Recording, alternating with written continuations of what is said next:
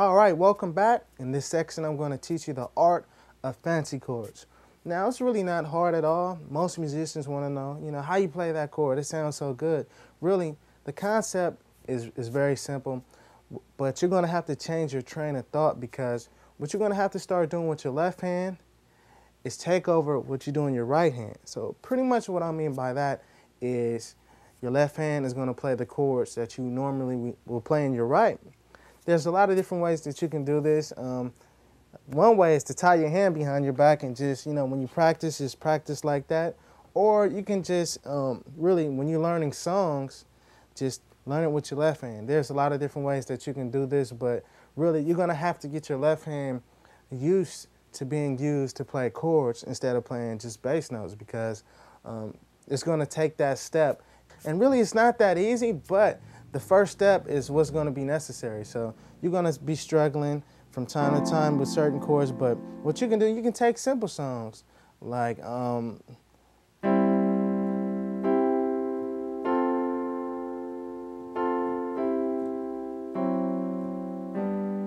this isn't even a song, this is chord progressions, but what's the song? Oh, How I Love Jesus.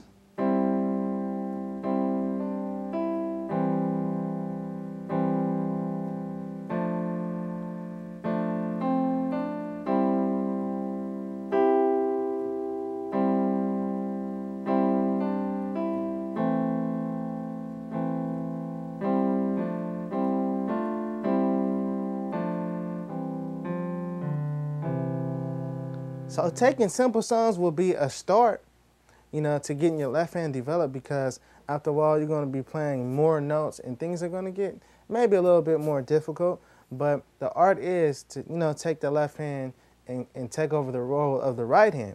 For example, when you're playing a chord like this, and I want to keep going back to this chord because, this is one that we've covered a lot, okay? And this is a D minor 9. Your left hand would completely take over that role. And then the next thing to do would be, okay, how do I find my right hand chord? Most of the time, the right hand chord is going to be a 3-finger chord, a 3-finger triad. Most of the time. And what you're going to do, you're going to really use the whole step rule, really. So when wanting to find a different voicing for this particular chord, you count down a whole step, and then you get a C major chord. Now this is a particular chord that can be inverted into different inversions, both your left hand and the right hand. And really the art of fancy chords is really, getting the basics. What am I playing on my left hand? What am I playing on my right hand? And then from there, just inverting both of those. But really the secret behind it is once you get the chords down, the key to it is having a good ear as far as knowing how each chord sounds before you play it. Say, for example, if you play this particular voicing of this chord, no matter what key you play it in, a certain note is going to stick out the most, and it's this E. Okay? It doesn't matter what key you're playing in. So if you're playing a song that has a certain melody, and this is the melody, you can play this voicing, and it's gonna work really well. So really the idea is once you get the chord progressions down, it's a matter of connecting the melody with the voicings, because a lot of times your right hand is going to carry the melody of the chord, and knowing what particular voicing matches a certain melody, okay? That's really the key to it. And once you get to a level where you're practicing using the circle of fours, practicing in all 12 keys, certain chords, say for example, you take the same chord and try to practice it in all 12 keys, like this chord.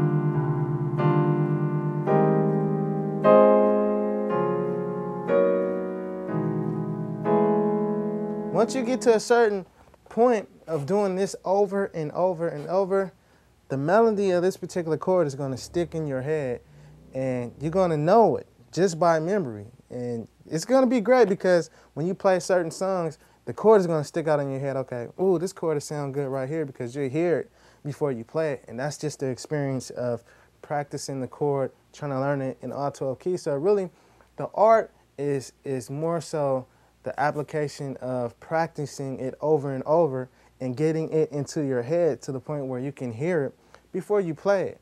And that's really the goal that you want as far as playing these fancy chords, because it's good to know them, but you got to know how to apply them too as well.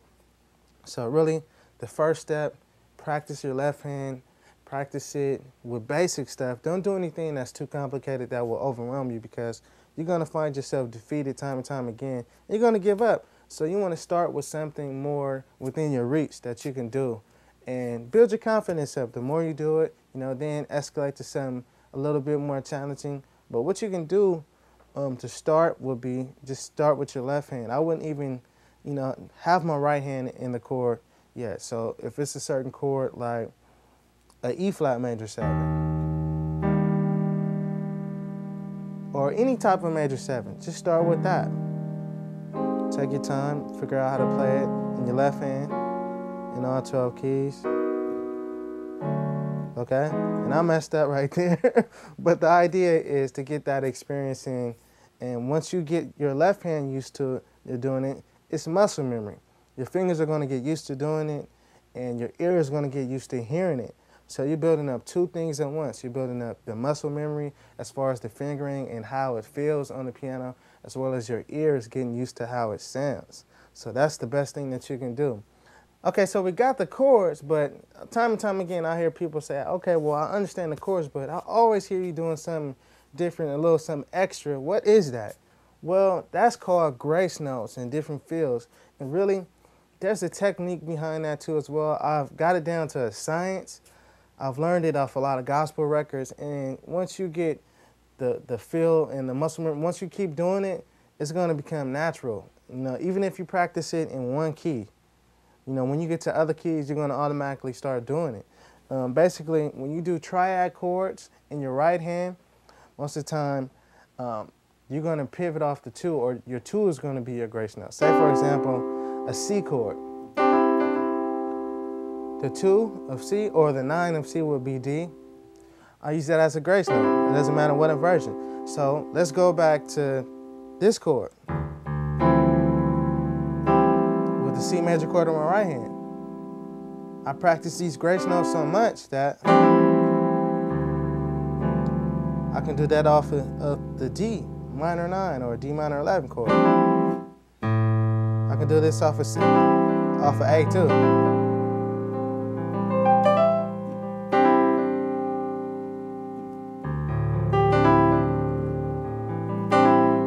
And arpeggiating is key too. Really, when you hear a lot of things going on, it's probably a lot of arpeggiation. You can take the same chord and go all the way up the key, and it sounds beautiful. Arpeggiating your chords is very key too as well. So take chords like this and arpeggiate these. You can even arpeggiate off the circle of fourths and fifths too as well.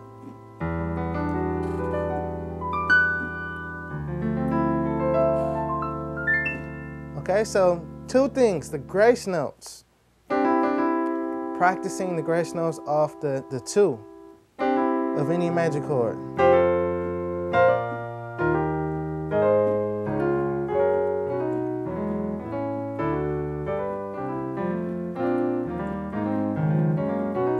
And you're gonna just get used to it. So whenever, you can practice that off the circle of fourths and fifths too as well. So that way, whenever you get into any particular chord, and you know that major chord in your right hand, you're gonna automatically start, giving that grace note to the chord, that flavor. Now, you won't always be playing the chord in this particular inversion, so you would have to practice the different inversions of the chord too.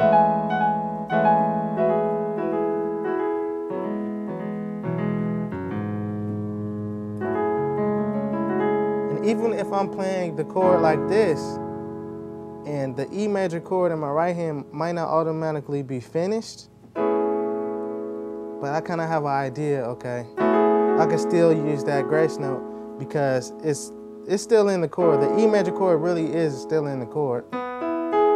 It's right here. So that's why I said practicing those inversions, because when you play chords that have that particular major chord in it, you can use that grace note. Even like we have an A major chord right here. Use the 2 of that A major chord.